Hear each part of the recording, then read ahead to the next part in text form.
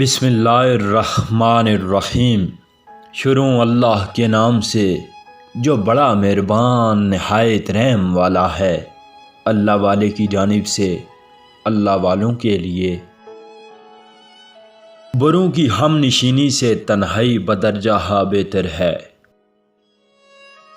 بدوں کی دوستی سے اعتراض لازم ہے، کیونکہ وہ اگر بھلائی بھی کرنا چاہتا ہے تو بھی اس سے برائی سرزد ہو جاتی ہے۔ بدکاروں کی صحبت سے بچا رہ کہ برائی سے جلد مل جاتی ہے۔ تیری غفلت کی علامت اہل غفلت کے پاس بیٹھنا ہی ہے۔ اس اجتماع سے الگ رہ جو تفرقے کا باعث ہو۔ ایسے آدمی کے پاس مت بیٹھو کہ تم اللہ تعالیٰ کا ہو اور وہ کچھ اور کہے۔ امیروں کی صحبت کے نقصانات احاطہ تحریر سے باہر ہیں۔ بچو۔ گناہ کرنے والے سے میل جول رکھنا گناہ پر راضی آنا ہے، اور گناہ پر راضی آنا گناہ کرنے کے برابر ہے۔ ہم اپنے ملنے جلنے والوں سے خوبیوں سے برائیاں زیادہ اخذ کرتے ہیں۔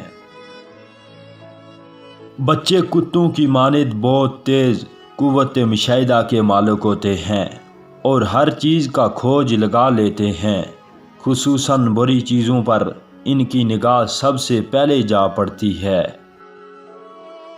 موجودہ نسل فضا میں پرواز کر سکتی ہے، وائرلیس ریڈیو کے ذریعے گفتگو کر سکتی ہے، ایٹمی طاقت سے فائدہ اٹھا سکتی ہے، لیکن بچوں کی تربیت سے عاری ہے۔ سوسائٹی میں آپ کی پوزیشن وہی ہے جس کا اظہار لوگ آپ کی غیر حاضری میں کرتے ہیں۔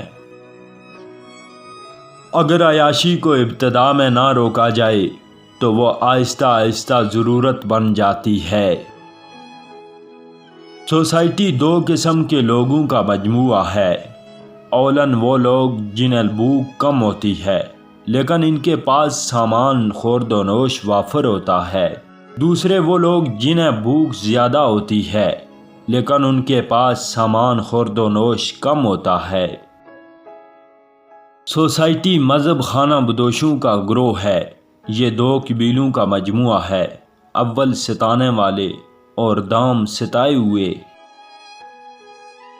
جس مجلس میں ذکر خدا سنے بیٹھ جا، شاید کہ اس رحمت میں تجھ کو بھی حصہ مل جائے، اور جس مجلس میں تو غفلت کو دیکھے اس سے دور بھاگ، ایسا نہ ہو کہ تو بھی گرفتار عقوبت ہو جائے۔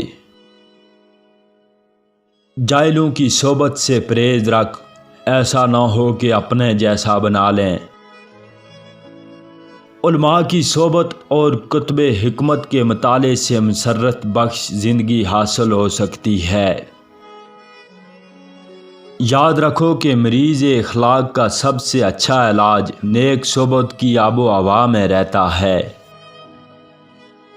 اس جگہ کبھی نہ جاؤ جہاں تمہاری قدر و منزلت نہ ہو۔